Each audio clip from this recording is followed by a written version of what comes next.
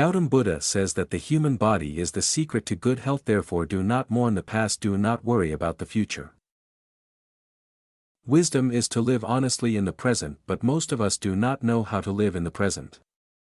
Because we don't want to live, we are concerned about our past and we worry about the future. If you believe in Buddha, then listen carefully to this story, which will give you knowledge on how to live in the present. So the story begins with a person named Rohan who is very sad and troubled. He was sitting on a rock on a mountain and crying. While he was crying, a Buddhist monk happened to pass by. Seeing him cry, the Buddhist monk went to Rohan and started talking to him. Rohan asked, "If you think I am planning to jump from here and end my life, then you are right. But what difference does it make to you? It's my life and I can do whatever I want with it." The Buddhist monk said to Rohan, "If you are still hesitating to take action, then what good does it do to cry here?" Hearing this, Rohan became furious and said to the Buddhist monk, "Look, respected monk, whatever I came here to do, I will do it. But there is no need for your interference."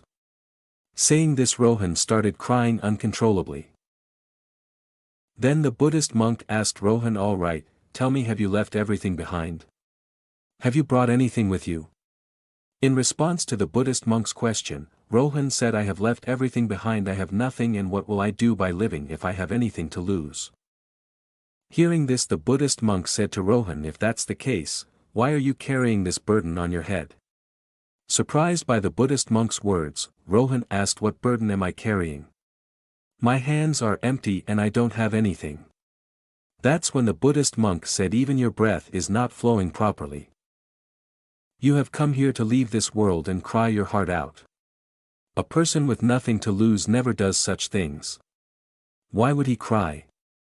Upon hearing this, Rohan became even more enraged and demanded an explanation from the Buddhist monk. "What do you mean by that?" The monk replied, "Have you ever attempted to look within yourself? How much burden have you been carrying? How heavy is the weight on your shoulders? How long do you plan on carrying these burdens? Unload them here and lighten your load. How long will you allow yourself to be trapped under these burdens?" As soon as Rohan heard all these words from the Buddhist monk, he immediately fell at his feet and joined his hands, saying, "Buddhist monk, nobody has ever understood me until now. Many people have come and gone from here. But no one has ever said these things to me. You have read my mind to the extent that even my family couldn't understand me. But you understood me completely in one go." Rohan proceeds to ask the Buddhist monk for help, saying, "Can you solve my problem?" The monk responded, "Where is the problem?" The person insists, "It's at my home." The monk, however, clarifies the problem is not at your home. Rohan persists, No, Buddhist monk. The problem is at my home. Come with me once and see." While explaining to Rohan, the Buddhist monk said, "The problem is not at your home but within you. Have you ever looked within yourself? All the problems are within you until you solve them. You will only see problems everywhere all the time. And if the problem is at home, what are you doing on top of this mountain? You were saying that you have left everything behind, your own home, your family, your close relatives. And if you have left all these things behind, your problem has also disappeared there, so why are you so troubled?" Hearing all these things from the Buddhist monk, Rohan said, "Monk, you are right. I understand your words. The floor is within me, I am not capable of any work. Whenever I try to do something, I mess it up, everything I touch turns into a mess. I have never done any work properly. My luck is just bad." Upon hearing these words, the monk started smiling and said to Rohan, "Well, it seems that you have bad luck. Tell me, what is wrong with your luck?" Rohan replied to the Buddhist monk, "I wanted to do business, for business I needed money. So I took some money from my family and started a business with that money. My business was growing well, but it didn't last long. In the beginning, my family supported me and everything was going well. But gradually I started experiencing losses in my business, and seeing all these my family became angry with me and distanced themselves from me. I wanted to do business and earn a good amount of money to take care of my family and provide them with all the comforts and conveniences they desired. I did everything for them. But those people couldn't understand me and blamed me for everything. I also feel like I made a mistake by starting the business with a friend. However, his business is doing very well. Whenever he comes to my house, he talks about how successful is his business and how he established and managed it on his own, taking it to great heights through hard work. Upon hearing all of this, my family started to tell me, "Look, son, he is a true friend. He has taken his business from one level to another, and you have caused us a loss of our invested capital." My family always tells me that I am incapable of listening to these tools, causes me great distress. So I took loans and started a new business. However, even there, I faced setbacks, and my business ultimately failed. Now my situation has come to the point where my house is even mortgaged. What should I do next? The Buddhist monk asked Rohan, "Do you know why your friend used to come to you?" Rohan responded to, "Yes, I know very well. He used to come to belittle me in front of my family, criticize me, and show that he was much better than me in business. He wanted to make me feel inferior and sad by demonstrating his success. I felt tormented and troubled." The Buddhist monk then asked, "Did you truly feel sad when your friend succeeded in his business?" And responded, "Yes. I felt sad that he succeeded in his business and mine failed. It hurt me and I felt jealous. I regretted and suffered." The Buddhist monk said to Rohan, "That means you would be happy if your friend also failed. If his business collapses, you would be pleased." The Buddhist monk smiled again and said to Rohan, "This means your happiness depends on your friend. If he wants, he can make you happy. And if he wants, he can make you sad, because you cannot be happy or sad on your own.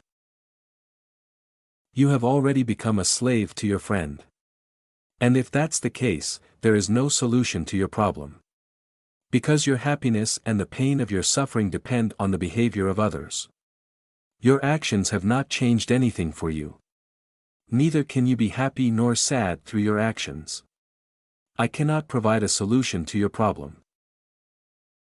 Rohan said to the monk, "Please don't say that, monk.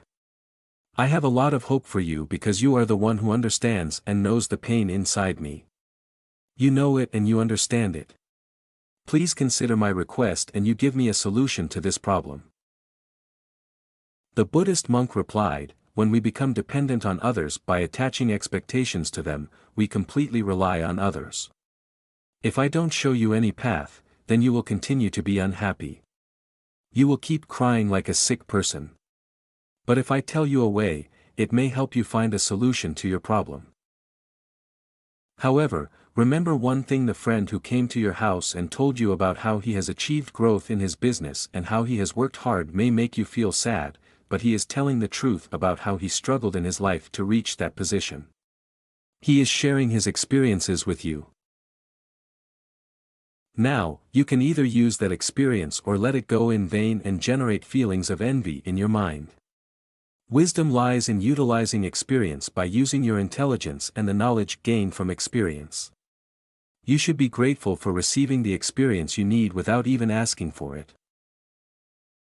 Express gratitude to your friend for providing experiences and knowledge that you couldn't acquire from your own life. Move forward, face the struggles, use that experience, and don't give up. One good thing about time is that it always changes no matter how it is. Therefore, whether the time is good or bad, it is certain to pass. But the most important thing to understand here is that you need to stay alive to witness these two times. Once you experience success, you will grow your business through the challenges and reach greater heights. Then your acquaintances will not share stories of their accomplishments,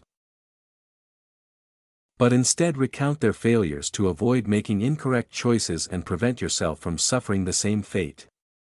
Utilize your intelligence rather than relying on their words, as they will not be seeking to make you happy, but rather to see you suffer." Hearing this, Rohan said to the Buddhist monks, "O Venerable, you are right, I am not running my own life. But my relatives and friends are running it. They are filling my life with happiness and sorrow. But I have one question here. When I started my business, I intended to keep my family happy. I wanted to give them those comforts and joys. Is it wrong to think about my family? I was doing everything for my family. But after enduring losses in business, even my family left me." Upon hearing this, the Buddhist monk started smiling, and Rohan said, "What's there to smile about? Did I ask any wrong question?" The Buddhist monk responded, "Every person expects consolation when they make a mistake, and you desire the same as well. Everyone wants to be praised when they do something, and not receiving that praise hurts us deeply. It wounds our hearts. This is when we start to think that everyone in this world is selfish. Everyone works for their gains and interests, and everyone stays with us for their purposes. But if you consider someone as your family and want to do something for them, then why do you feel like you're doing it for others? You are doing it for yourself. If you think you're doing it for others, you will remain unhappy throughout your life when you realize that you're doing it for yourself.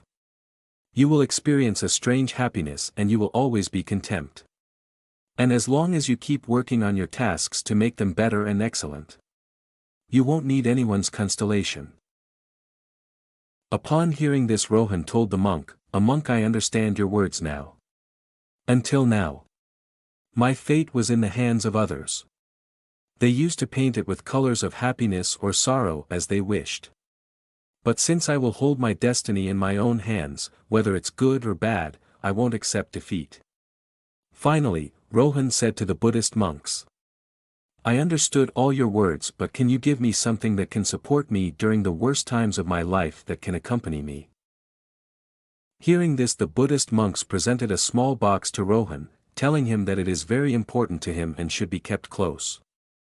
The box contains a secret that can alleviate the greatest sorrows and rescue him severe calamities.